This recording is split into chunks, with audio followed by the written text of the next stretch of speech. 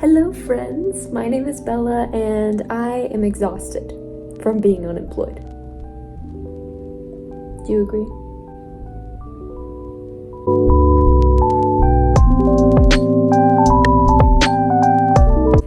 Hello friends, my name is Bella. I don't know if you are going through the same thing, but just so you know, it's kind of hard to find a job right now.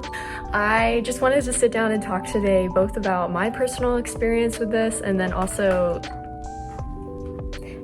some of what I've found in regards to research and tips and tricks and all that jazz. So I hope you'll stick around. I've personally been really encouraged by recent graduates talking about their struggles. I hope that I can provide the same little bit of comfort to you today if you're going through the same thing. Or if you're not, then I am thrilled for you and you're still welcome to stick around for a chat. Maybe you'll learn something and maybe you'll be ready for whenever you need to do a job search. So go make some tea, which is what I'm gonna do. Stop doom scrolling on LinkedIn and let's have a chat.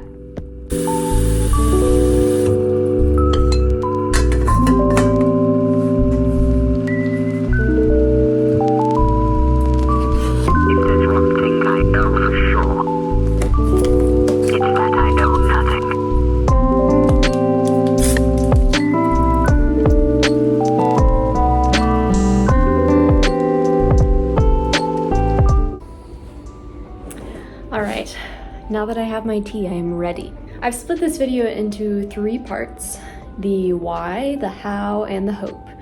In the why, we'll talk about why this is happening, why so many people are experiencing this, and then in the how, we're going to talk tips and strategies, and then finally, we'll talk about keeping your head above the water in the midst of it all.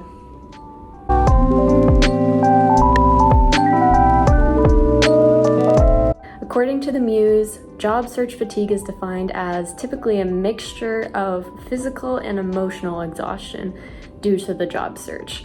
A short spiel of my personal experience: I sent in applications on every possible site you can imagine: LinkedIn, Handshake, Indeed. I applied directly onto websites. I did everything I could possibly think of. I'm in a walkable area, so I went walking around just looking for hiring signs. After about 5 weeks of doing this, I have received only one offer for a job that was going to underpay me and be very unpredictable. So I decided to decline, which I know not everyone has the luxury of doing. It was pretty early on in my search, so I thought something better would come up, and something will. We'll talk about that. But what I want to talk about first is, why is this happening? Am I crazy? Am I the problem?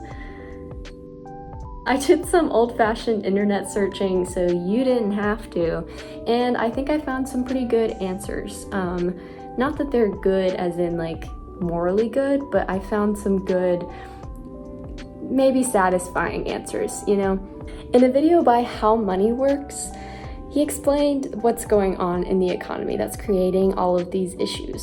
And yes, I am referring to notes, that's why I keep looking like this. Companies are posting ghost jobs, or what I call just-in-case jobs, which are intended to leave the door open to top talent rather than just letting anyone in. It's not necessarily a sign of they're really hiring a position, but they kind of just want to leave it there just in case the right person comes along.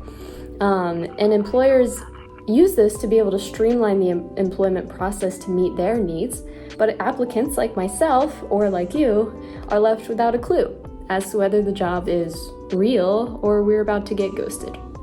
Another video by Answers in Progress talked about whether entry-level jobs are truly entry-level, and she confirmed the same idea, that the current online job search is catered to the employer's convenience, often at the detriment of human dignity. We stare into our screens for hours trying to cater our resumes to what an automated system wants to see, and then employers lose interest in us from our lack of the right keyword or the right company or the right amount of work experience. Answers in Progress also found that entry-level jobs do exist, true entry-level jobs without requiring experience, but the career-building jobs are the ones that have higher barriers for entry, and those are the jobs that we actually want. We want something that has benefits, that has opportunities for growth, and those are a lot harder to get into. So how is it that absolute newbies like ourselves can make it into high-paying careers? In an excellent TED Talk by Taylor Doe, which I would totally recommend, he explained that the good jobs are unlocked often by the right relationships, or what he calls and then moments. It's the moments where the right person unlocks a golden opportunity for someone else. And depending on our networks, that can be easier for some than for others.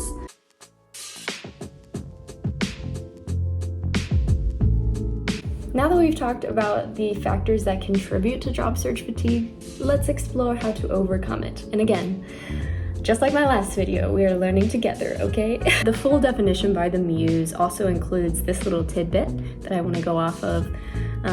When we become fatigued, our body and our mind are communicating with us. Our work is then to pay attention to where the fatigue derives from. For example, let's think about financial stress. I found a study that evaluates the effect of financial hardship on the effectiveness of the job search. And it said that financial hardship causes more of an external factor rather than an internal one. And that can affect your strategy when you go about your job search in a negative way. That raises the question of, okay, where is this fatigue and pressure coming from? Is it from my external factors? Or is it more from the internal pressure I'm putting on myself? Like, oh, I need to find something to put my identity in that's not being a student anymore, or something like that. And both of those things can be true at the same time, which I feel like I identify a bit with both of those. But I think it's interesting, kind of that first step is just evaluating, okay, where is this coming from? That's just important to know. My first tip is that if you're like me, finishing school and new to the job market, embrace building job search experience. And by that I mean, like anything, the more you do it, the better you're gonna get at it. It's naturally going to be tough the first 20 times you tailor your resume, or the first 20 times you go to an interview, or the first 20 times you write a cover letter. I still have no idea how to write a cover letter. All of this is helping you develop the skill of searching for jobs, of making yourself appear presentable and employable, and you will benefit from just putting in the effort. My second tip is don't be afraid to ask for help. Everyone's looked for a job at some point, and they understand the struggle. Even the people you don't know may have a connection with somewhere that's desperately hiring. So there's no shame in saying, hey, I'm looking for a job. Do you know anyone? Because everyone's been there at some point. My next tip is to do things that energize you. There was another interesting study I found that suggested that re-employment should involve addressing more than just developing skills. It compared high energy job searchers to low energy job searchers. And found that the high energy ones had better outcomes. So basically saying, like, it's important to pour into yourself a bit during this process. And I definitely feel guilty of that. Finding things that give you energy, like really prioritizing phone calls, meetups with friends, making tea or coffee that you enjoy, giving yourself little moments of joy that fill you up with energy, or going to events that you might not be able to when you have a fuller schedule. Just kind of making the most of where you're at and filling yourself with energy can be a really great way to get yourself through. And then in my experience, just taking a break can be so vital to your own health, and also give the market some time to shift around, for new job openings to appear. Oh, that's my husband. What I was going to say is positions open and close all the time. So sometimes it's all about timing. Give yourself some breathing room and don't let the search become your whole life.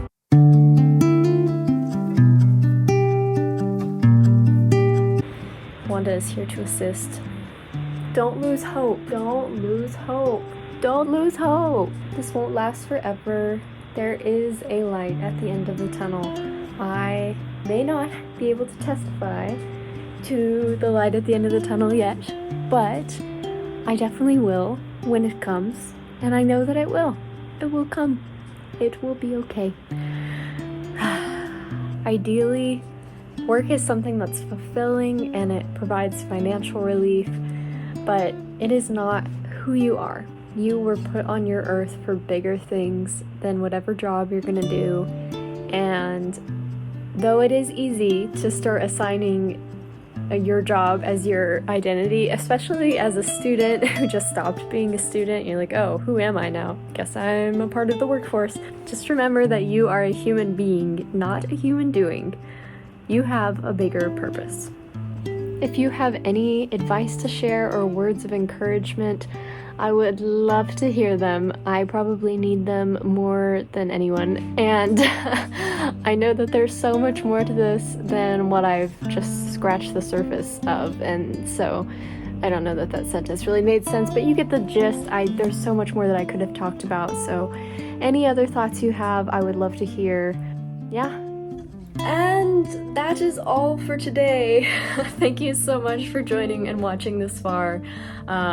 This was a bit of an undertaking just to plan this out, do the research, and a lot of it was just for my own sake, my own interest. And so if you did watch this far, thank you for taking the time, and I hope you appreciated my vulnerability and you also found it informative. So I hope you have a wonderful rest of your day, your week, and hopefully I will have another video up this time next week. Goodbye.